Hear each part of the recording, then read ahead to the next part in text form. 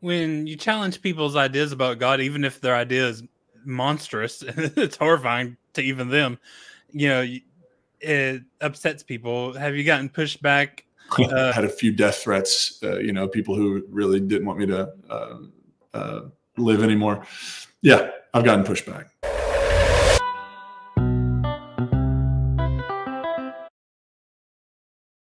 Welcome to the podcast, Pastor Josh Scott. He's the pastor of GracePointe Church in Nashville, Tennessee, the author of Bible Stories for Grown-Ups and Context, Putting Scripture in Its Place. How are you doing? I'm doing great. How are you? Good. Happy birthday in 3 days. Oh, thanks so much. Yeah. How'd you know that? Facebook. Oh, okay. Awesome. Yeah, thanks so much for having me. I'm excited to be here. Yeah, thank you. Tell us about your new book, Context. Yeah, so Context is a book that really deals with a couple of things that I love more than anything in terms of what I study and what I do. And that is, one, it has to do with the Bible, and two, it has to do with helping people understand what the Bible is and how to read it within its context. And so in the book, what I do is sort of make a case for sort of outline some unhelpful ways of approaching the Bible, and then offer what I think is what I call a contextual approach of how to approach the Bible. And then I use that approach in 6 different texts that often are read out of context. And that's the whole sort of theme of the book, is how do we read these things in context? Some of them are benignly read out of context. So I open with 1 Corinthians 13, which typically is only heard at weddings, but it's not wedding liturgy. And so, but people ask me to use that at weddings. I'll use it at weddings. It's no big deal. But then ultimately getting to a text at the end of the book, like Sodom and Gomorrah, and the way that story has been misread and misinterpreted and misunderstood is it's not benign, it's malignant, and it's caused a lot of harm and damage. And so sort of build a case throughout the book for the importance of reading the Bible in context. On your Facebook, it says the very first thing that you see is to my LGBTQ plus siblings, as we begin Pride Month, you are holy, you belong, you wonderfully bear God's image, you're beloved, affirmed, and celebrated this month as always. Why is that like the first thing that you want people to see when you look at your Facebook? Because I want people, specifically people in the LGBTQ plus community, to know that they're safe. I'm a pastor, and there are lots and lots of pastors who aren't affirming, and lots of pastors who will not be honest up front about where they stand, right? Like the number of times I'll have people tell me, and I asked the church I was going to about their policy, whether they're affirming or not, and they invited me to coffee. And I just don't think it should be that hard to figure out where a pastor stands on an important issue like that, because it's not an issue. Ultimately, it's about human beings and human flourishing. And so I just want people to know when they come to my page and they see that I'm a pastor, that I'm not that kind of pastor, I guess is what I'm hoping they'll see, and that they're safe to be their full selves with me. Yeah, that's one of the first things I'll look for in a church, like, is it an affirming church? And, because they all say all are welcome. Yeah. But some of them mean all are welcome if you're willing to change every aspect of your life for us. Or all are welcome to attend and give us your money, but you're not welcome to be in leadership. We won't perform your wedding. We won't dedicate or baptize your children. All are welcome with a big asterisk beside it. And I just think it's reasonable to expect clarity from churches and church leaders around, what is your belief on this? What is your policy? What is your approach? And I think it's one of the first things I would wonder about a church that I was going to ever attend is, are my LGBTQ plus friends safe here? And if they're not, then I don't want to go. Yeah, every church, I'm visiting in Rome, Georgia right now. Every church in Rome, Georgia, I Googled for affirming churches and I couldn't find a single one. Yeah. It's crazy that an entire community, whole group of people are completely cut off in some areas for nothing that they've actually done wrong. Yeah. And, so GracePointe, we're located in Nashville, but we have people who literally join us all over the world. We have folks who, today's Monday, in Australia, they woke up their Monday morning to catch our service because they don't have any options near them. And I hope and long and will work for the day when I would love every community to have a safe, affirming, progressive church. A question somebody asked me, not so I'm just seeing how you would answer.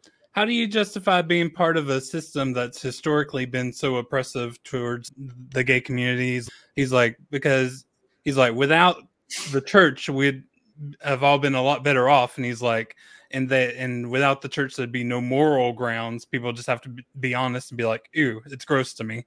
Yeah, the church has been at the root of a lot of bad and a lot of harm, and it's caused a lot of suffering. There's also been, things the church has done over the generations that has been good. The reason I'm still part of it is because if those of us who are affirming and those of us who, I'm a Christian, and I'm a Christian because I love Jesus and I love the Jesus story, and it speaks to me and it gives meaning and shape to my life. And if those of us who love Jesus were to bail out completely on the institutional church, then we leave it in the hands of people who will use it to harm others with no alternative. And what I hope churches like GracePointe and other churches that are progressive and affirming will do is that they give people who long to be a part of a faith community, the people who are Christian, who love Jesus and love the Jesus story, and still want to be a part of that. It gives them a place to go and to be a part of. And it also gives an alternative voice for what Christianity means. Otherwise, if we just cede all of this to the folks who will, who are the loudest and who will use it to harm people, then we're leaving no options and no alternative voice that's trying to bring about change from the inside. And so I hope that's what we're doing, is helping to push and ask questions and prod and resist and bring some change from the inside. What are some of the That may be one of them. But what are some of the other harmful ideas and ideologies that you had pre-deconstruction? Because you were kind of raised in the Bible Belt area too, I believe. Yeah, I was raised in Appalachia. I think one of those foundational starting points for most Christians' theology since the 300s has been harmful. And by that, I mean this whole idea of original sin, the idea that we are broken, born sinful, born disconnected and separated from God, born a problem that needs to be solved. This idea that we're, depraved and nothing good can come out of us. I think it has been so damaging and harmful to human beings. And I think that is the main difference in progressive Christianity between progressive and conservative Christianity. It's not, that progressive Christians tend to not believe in hell. No, we don't. It's not that progressive Christians tend to not take things as literal. That we don't. It's that we begin with the idea that we are born inherently united with God, that we are born not originally sinful, but originally good. And so it shifts the entire direction of the Christian tradition in that sense, right? Because if the whole point of this is not Jesus making us okay so God can love us and accept us, then we have a very different tradition. And I think lots of people grew up with shame and guilt and a sense of alienation that were never ours to bear, but were introduced by St. Augustine with this whole idea of original sin. So, I mean, right out the gate, original sin for me is a big, big problem. Yeah. You posted these lyrics, and a lot of what I get is off of social media, because I figure if you're interested in it to talk on there, then, good topics to talk about. But you posted these lyrics that God is not angry. He's not against me. He's not far away. He's not disappointed, not scorekeeping, not judging my mistakes. And that your daughter was kind of singing that in church, and that you were happy that she would never grow up with this idea that, you're born separated from God and broken and all this stuff. Like, how do you, when you're raising your daughter, what do you keep in mind when you're when you're passing on your religious beliefs and stuff? Well, so we have 5 kids. 4 of them are smaller. 1 is in high school. And it's honestly, I haven't tried to not force, I've tried not to force my religion on my kids, but naturally they grow up curious because of what I do, right? And they're around it.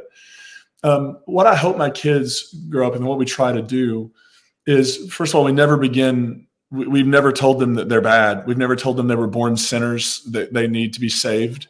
That, so from the beginning point, they've been able to approach, and God has always been, thankfully, when our kids were born, I was in the middle of and processing my deconstruction, not before. So that changed a lot of how we might have parented. But just, letting them know that whatever the word God means, that this reality is not out to get you, that God loves you, that God created you and celebrates you, and that you're not a problem to be solved for God. And so I remember growing up being very, very afraid of God. Not in the reverence sort of way. I mean, that too, but just terrified of God. And really the two options you were given is heaven or hell. And hell sounds bad, but heaven didn't sound much better because God was angry all the time. And so, just being able to raise them, I know, because I have this confidence that as hard as we try, future generations will look back on us and say, yeah, they deconstructed all this and that, but they still ate meat. Or they still did this and that in, 500 years in the future is probably going to be, seem just so barbaric and outdated. So I know my kids are going to have things to deconstruct because we all will, right? Just the experience of life. But I'm grateful they're not going to have to deconstruct an angry, toxic God. They're not going to have gone, not been able to go to sleep at night because they were afraid of what was going to happen to them. And that to me is something I'm really, really grateful for. You mentioned that your church creates space to reimagine and reclaim your faith. How does it do that? Yeah, well, nothing's off the table in terms of questions, doubts. We don't have a set of beliefs as a community that doctrines or dogmas that sort of determine who's in and out. Anybody can be a part of our community. What I love about it is, of course, we're a Christian church, so we have Christians who are part of our community, but we also have people who maybe are Christian adjacent or atheist, agnostic, who still find these topics interesting and they want community. We have folks who, we have a friend who joins us online who would identify as a pagan religious practitioner. But he joins us every week and participates in the conversations, and we learn so much from his perspective as well. And so I think we try to create space for people to be where they are, be who they are. We don't demand any, you have to affirm these following things. And so I would put it like this, our church, we try to be values-based as opposed to belief-based, doctrinal-based. And so, our values shape how we interact with one another. And so for me, that has led to us being able to hold a wide embrace for people, because folks who share the value of curiosity can come and be curious together, regardless of what they believe or where they land. People who share our value of love can come together and give and receive love without having to have certain doctrinal beliefs. And so that we try to hold space in those ways. At first, you're kind of scared, if I challenge these ideas, you could go to hell or something. But then when you're kind of out of it, you take a step back and you're like, wow, some of these ideas are just silly and illogical. They do seem that way, but when you're in them, it is as real can be. And it makes all the sense in the world. And you're right. For me, it was having some experiences that, I grew up under what I call, and I borrow this from a sociologist named Peter Berger, but I grew up under a sacred canopy. Right? Like everything, I was raised religiously. Everything made sense. God rewards good people and punishes bad people, this and this and this. And it was when having some experiences, as a preteen, that started poking holes in that sacred canopy and letting light in from other places, that I began to, start to ask questions. But really it was in college when just taking courses on the Bible and religion and just having my mind and heart expanded, that really began to make me realize, oh, maybe it's not exactly what I've been taught. Maybe God is better than that. Maybe whatever this thing called Christianity is can be better than that.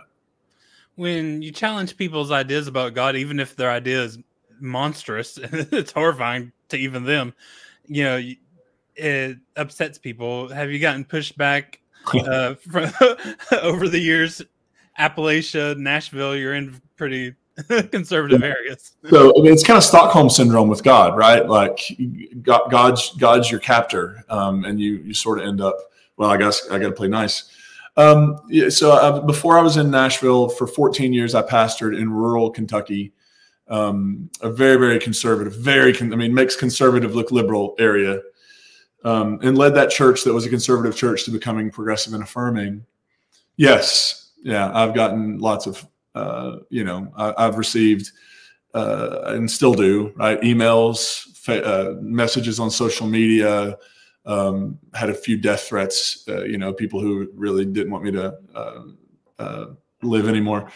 Yeah, I've gotten pushback. It's part of it. I mean, and here's the thing, that response, I've come to believe, is a fear response, and it's an anger response. And I think part of the anger is grounded in that if you're afraid all the time and you live in this constant state of dread about God, when you see other people who aren't living with that same sense of dread about God, it can lead to a real angry response, right? Like, why do I have to be so terrified all the time? And they don't. So I understand the pushback. I understand that I'm holding the title of Christian and refusing to let it go, but saying different things than many Christians say. And so I understand the anger. I understand the response. It's not something I spend a lot of time on anymore. And, 15, 20 years ago, it was something that really would have occupied my brain a bit, but it's just, I'm doing something else. I'm doing something for a group of people over here. And if some people don't like it, then it wasn't for them, and they're not forced to interact with it, so they can go on about their business. It seems like the primary motivator of conservatism, politics, or religion seems to be fear. There's not enough. We have to hoard and be stingy. The others are threatening us. The end times are coming. Yeah. Fear is a powerful motivator, it seems like. Yes. And one of the things I'll often tell people is that my religious upbringing essentially gave me a couple things. One, it gave me fear, and two, it gave me certainty. The problem with that is fear I don't need. We never make our best decisions when we're afraid, and certainty we can't have. And so when you take those away, if we don't need fear and we can't have certainty, then we're left to wrestle with what is the actual message of our tradition? What is actual good news? That has been, for me, discovering that I don't need to be afraid and I can't have certainty actually has been such a gift. The loss of certainty, all told, has been a net positive in my life. Yeah. Jesus said, old wineskins, you can't put new wine in it. I've come to do a new thing. And, the Bible, I'm making streams in the wasteland. Like, nothing about it is regressive and going back like, oh, we can't, whatever. But somehow people use their lens of fear to interpret what the scripture is saying. Yeah. And I love that image, that little parable of wine and wineskins. Actually, my next book comes out in February, and it's on Jesus parables. And I talk about that one because I think it's such a powerful image for, Jesus is grounding his vision of God's kingdom as something active, transformative, something that is, it's alive, right? It's leading us. We can't hold it in all the old containers we want to hold it in. That's a powerful image. Conservatives, their ideas, they don't like scrutiny. You're talking about wrestling with it and stuff, and like, I believe God can handle my questions, concerns, doubts. The Psalms are like full of that. So yes. What kind of small God would you have to be to reduce them to, being threatened and even enraged by my beliefs, enraged to the point that like, you might send me to hell because they're different. Yes. I mean, what a small God, and a God that probably should be fired. That God cannot be trusted to guide creation, right? Like that God is petulant and punitive, and I'm an atheist in terms of that God, because that God is not good for anything or anyone. Yeah, you said God is not violent. He doesn't need anyone to suffer to forgive. Kind of the ultimate fear motivator is hell. That's probably the origin of a lot of where everything else comes from. For without the shedding of blood, there can be no remission of sins, and the scapegoats and all that stuff. Like, When people ask you, like, how do you get past those things? Like, what do you tell them? Well, first of all, one of the things I would say, and I've been learning about this recently even more, is the way we have come to understand. And when I was posting this, I was specifically talking about the death of Jesus. God did not need Jesus to die or suffer to forgive us. And so in terms of that, I would say we have understood the death of Jesus in categories given to us by Greek philosophy. We have not understood the death of Jesus in terms of Second Temple Judaism. And the more I learn about Second Temple Judaism, the more I see the language Paul and others use in the New Testament as being deeply Jewish language. They weren't inventing something new. I mean, if you go read in the books of Maccabees, you know, it'll even talk about a martyr's death being an atoning sacrifice. Now, they didn't go on to create a religion around that martyr and a theology around what that death, right? They didn't create atonement theories. It was just a way of talking about the significance of a person's death with metaphor. And I just think we misunderstood how Paul and others were actually, they weren't grounded in Greek philosophy when they were talking about that. They were grounded in, Paul was grounded in Second Temple Judaism when he was talking about that. Yeah, and you've also said that the idea that God must torture someone for all eternity is a massive failure of imagination. Like, because even somebody that doesn't know anything about the Bible can poke holes in that like, oh, God's angry, so he has to send his son to abate his anger, and like all this like stuff going on. Like almost anybody can poke holes in that. Well, yeah. And it was sort of, one day I was reading the words of Jesus in the Sermon on the Mount where he says, love your enemies. And there was this moment where I was like, whoa. I'm being told to do a thing God won't even do. And then I was, no, actually God does love God's enemies. And the failure of imagination comes from, why can't we imagine a God whose justice is restorative and not retributive and punitive? What if the ultimate good, what if the ultimate good is not that God punishes people and gets revenge in the end, but what if the ultimate good is somehow God's love is restorative and transformative and healing? That seems to be a better image of God to me. And I don't have God figured out. God is a mystery, 3 little letters to point to such a massive reality. But the one thing I do trust is that whatever my best understanding and my best possible conception of God is, whatever the reality is better than that. And people will often ask me, well, what if you're wrong about all this? Which is a good question. I'm definitely wrong about some things. I don't know what they are, or I would change them. But here's my conviction. However and wherever I'm wrong, specifically around God, it is not because I have imagined God to be too good, too loving, too generous, too compassionate, too kind. Wherever I'm wrong, it's because I have not imagined God to be loving enough, good enough, kind enough, gentle enough. It's not that I've gone too far. Wherever I'm wrong about God, it's that I just haven't yet gone far enough.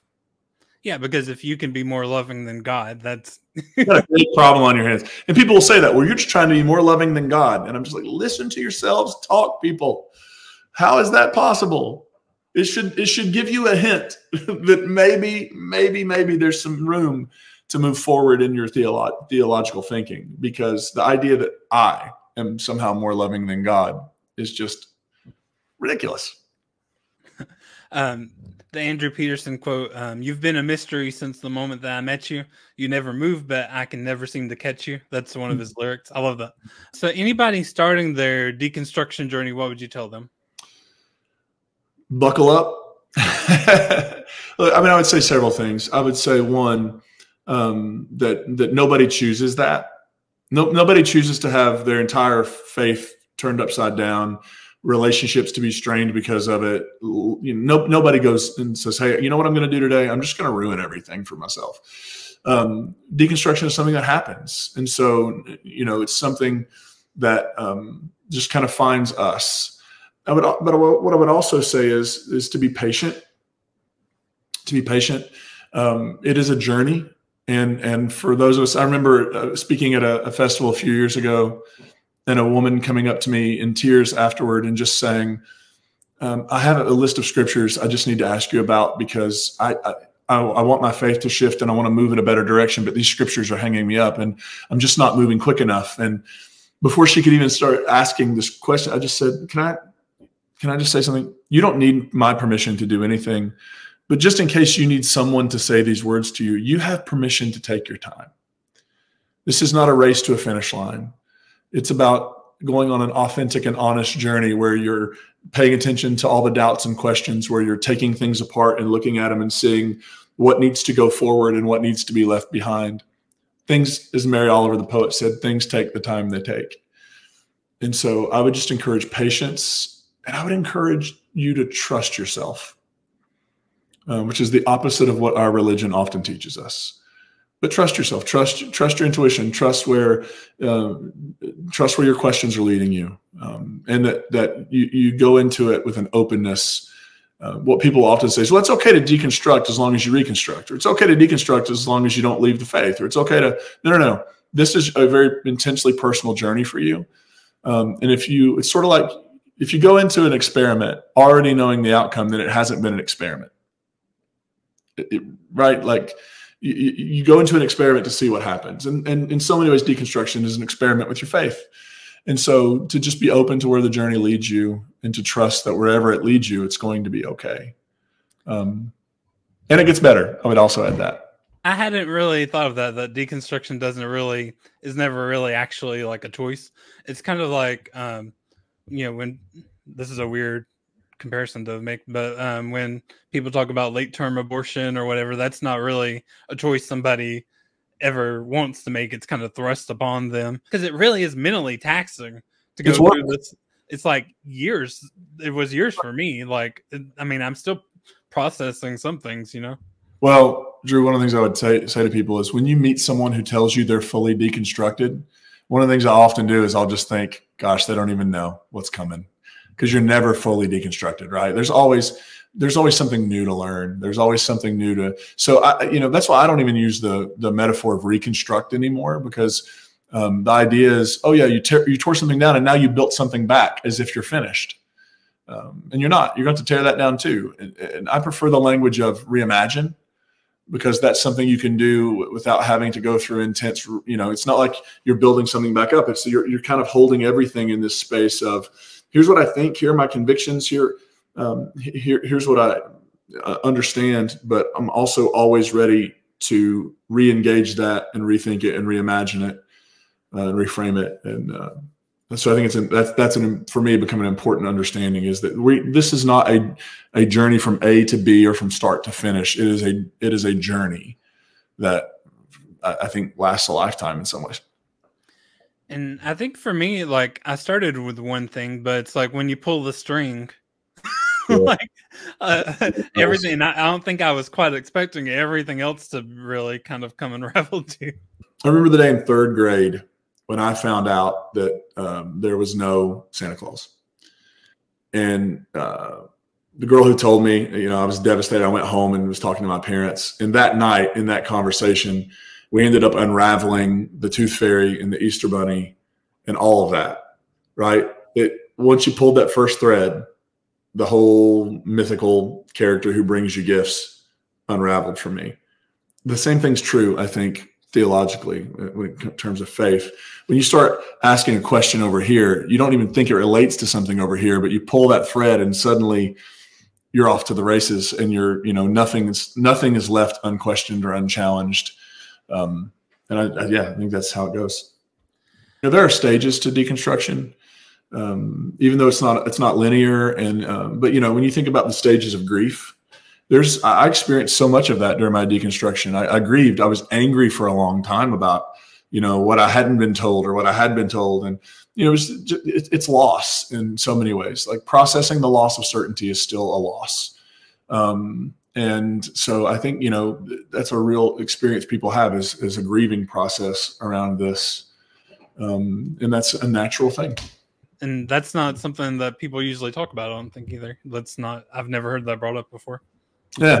And just looking back, hindsight's everything, right? Because in hindsight, I can look back in hindsight and say, gosh, yeah, that guy in his mid-20s with the feeling like everything was caving in around him, he wasn't just scared, he was grieving.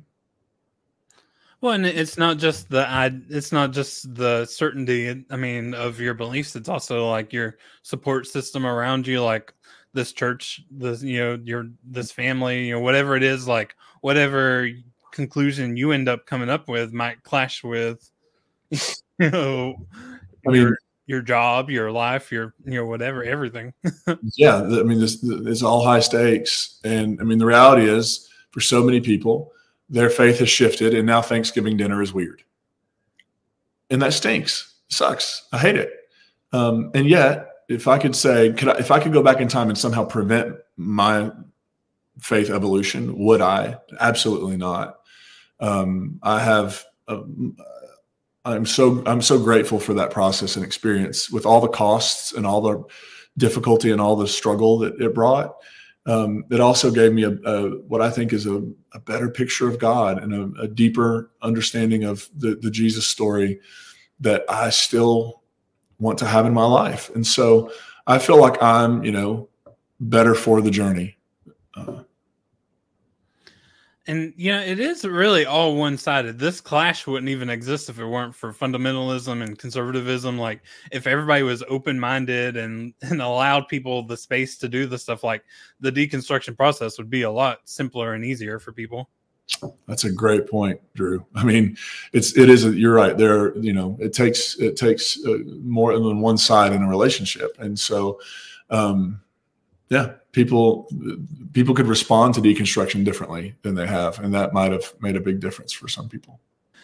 Change is a healthy thing for both people and religions, kind of like what we've been talking about. And I love this one. The word traditional doesn't mean correct. It means unquestioned or unchallenged. Yeah. That word, I have no problem with tradition in the sense of we have them, right?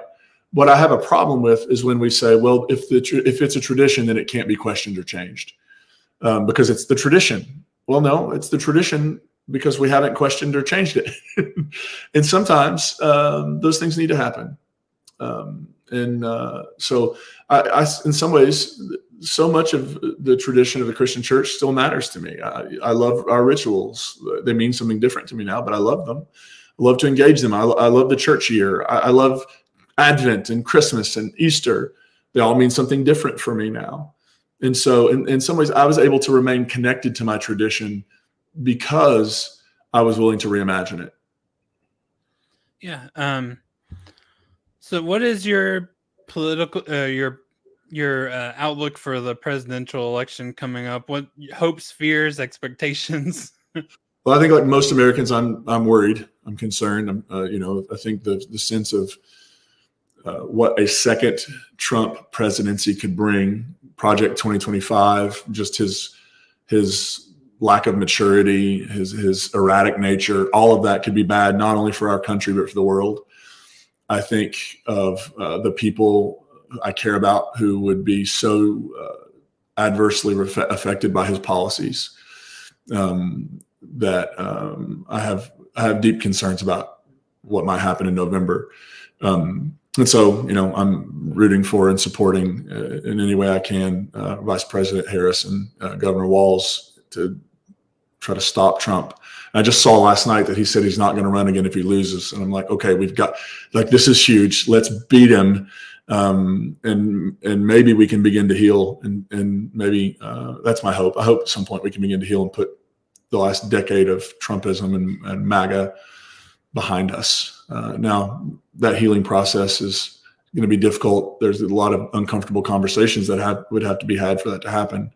But first things first, we have to make sure he gets nowhere near the White House. I think my biggest concern is the stealing the election. Like if he, he has this plot in place. Like, I don't know if even if he loses, does he take office? Well, I mean, I think that I was really worried about that last time because he was in office and he could, and we saw what he did, right? He instigated an insurrection to try to stop the counting of electoral votes in a free and fair election. So him not being in the White House, I think, is a positive on that. I do have concerns about Georgia, and they're changing some election laws. You have folks in Nebraska who want to change how their electoral votes are awarded right before the election.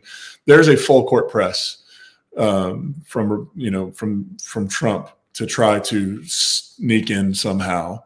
My hope is that Vice President Harris wins in such a convincing fashion that there's just no possible way.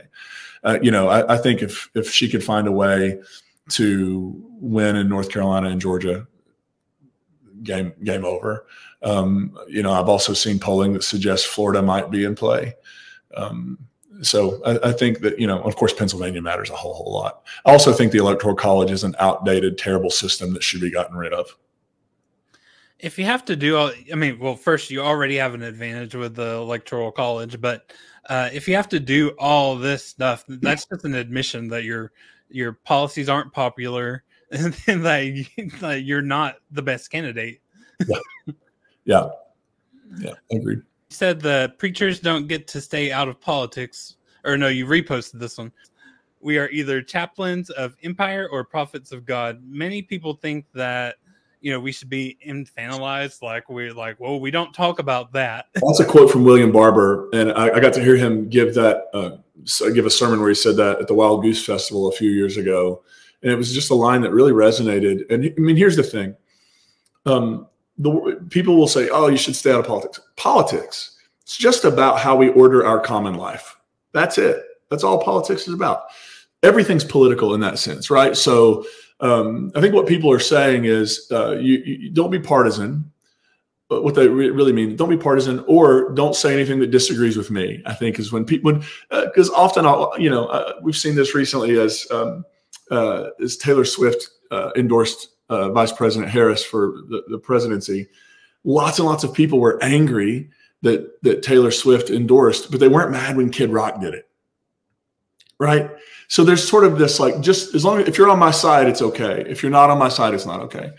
And I just think everything's political because politics is about how we order our common life. And so I think and if you're going to talk about the Jesus story, this Jesus who preached about a kingdom of God and was executed by the Roman Empire for presenting another option for how the world should be run, we're firmly in the middle of a political discussion. Now, I think that, I don't think just being partisan is helpful. I think that there is critique of everybody at some point. But I do think pastors, if you're going to preach and you're going to talk about Jesus and you're going to talk about Jesus in context, then you can't avoid how his message cuts along what we would call politics. It just does. Yeah, your marriage, your finances, your health, your freedom, your quality of air and food, your education, the environment, the roads that you travel on to work. like there's really nothing untouched by politics. If you're not talking about politics, you're not talking about people's lives. That's right. And I think part of the problem is that for lots of people, the politics of Jesus is uncomfortable for them because it goes against their political ideology. Right. If you hate immigrants, you're going to not really like what Jesus says about how we should treat immigrants.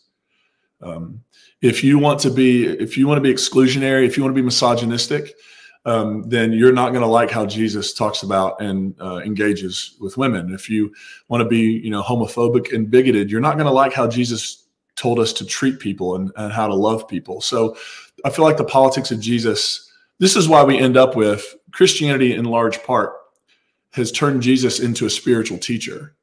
And no doubt he said things that are spiritually helpful, right? I'm not saying he didn't, and there wasn't that component to it. But I am saying he was also preaching a king and a kingdom. And that is a inherently political message, especially in the Roman Empire when there was already a king and a kingdom, Caesar, and they weren't taking applications, right? So I don't see how you can avoid it unless you just turn Jesus into sort of a spiritualized teacher only. If you want your religion to reflect your political agenda, then you start taking lectures from people like Elon Musk. Atheism left an empty space. Secular religion took its place, but left the people in despair. Childless hedonism sans care. Maybe religion's not so bad. To keep you from being sad. Like what? He's as bad a poet as he is at running a social media site. Somebody posted the other day, a guy, he posted an anti-immigrant Bible verse, which is like the only one that you could possibly find in Leviticus. And I was like, this isn't a discussion you want to have. And I posted like all these scriptures. He never did respond, and he didn't block me either. I was surprised by that. Yeah. But they weaponize scripture. Like they'll take one little thing out of context and then they'll weaponize it for their political agendas. I think of my grandparents, even like with my dad, that I don't talk to because of all kinds of horrible things he's done. But they're like, "Oh, you must forgive to be forgiven." I try not to even bring him up, and I'm like, but they'll say that stuff. And my uncle was a pastor, or is a pastor, and back when my mother divorced my dad, he was abusive and horrible and stuff.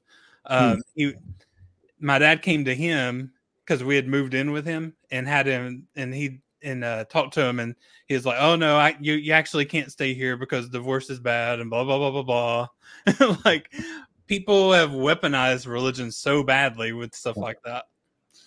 Yeah, I mean, one of the things I often will say is Christianity and the Bible have a body count, literally and metaphorically, and that's why it's so important to me to try to be a part of offering something better, something else. Something that's not weaponized, something that's not toxic, something that leads toward human flourishing. I think it's so important. Seems like abusers benefit from that toxic, surface layer, uneducated version of Christianity more than almost anybody else. Oh, yeah. Yeah. I mean, it's interesting why, and you can always tell too, in bullies, they end up gravitating towards certain texts. And those texts are in the Bible. But so, I mean, one of the classic examples I like to point out is in one text in the prophets, in one prophet, or actually in two prophets, it tells us to beat our swords into plowshares, right? Book of Isaiah says, beat your swords into plowshares. You come to the prophet Joel, and Joel says, beat your plowshares into swords. Both of those are in the Bible. And that's why I think it's important for us to realize that it's not just a receptive relationship. We don't just go to the Bible and receive what it says. We also wrestle with it, and we make decisions about what we're going to do with it, because not everything in the Bible says the same thing. There are differences, and there are conversations happening. People often talk about the contradictions of the Bible. I choose not to call them that, not because they're not there, but because I think I prefer to call them conversations. Calling them contradictions makes the assumption that everything in the Bible should agree with everything else because it's inerrant and infallible or whatever. I don't believe that. I think the Bible's full of our spiritual ancestors wrestling with, what do we do? Like, who is God? What is God like? What does it mean to be in relationship with God and other people? What does it mean to be alive? All those important questions are being wrestled with, and they're not all coming down on the same answers. And so I think that we are not just passive recipients of the Bible. We should be actively engaged with wrestling with the scripture and making decisions about what we keep, what we allow to be normative and formative, and what we just say, that's in there. We acknowledge it's in there. It just doesn't reflect where we think things should go. It doesn't reflect God's character. It doesn't reflect. And so I think that active engagement with scripture is really important. I have your Twitter /X, whatever, and TikTok, Josh_A_Scott. Sure. And also have your church website, GracePointe.net. People can find sermons and things on there. And I'll have all that in the bio. Is there anything else that you want to plug, or anything that you have coming up? Yeah. So one, and I haven't posted on it very much because I've been writing books, but I'm in a little bit of a lull now, waiting for the next book I don't have to start it for a while. So if you go to joshscott.online, it's my Substack. You can subscribe at this point for free. And there should be a new post coming out actually later today. And then, so joshscott.online. And then my next book, first, let me say this first. The audio book for Context comes out tomorrow, which is September 24th when we're recording this. So September 24th, the audio book for Context, my last book releases. And then April 4th, February 4th, 2025, my next book, Parables, Putting Jesus' Stories in Their Place, will release. And I'm really excited for people to read that. Nice. Thanks for coming on. And yeah, thanks for coming on. I guess I didn't have a segue. Thanks so much for having me. It's been great chatting with you.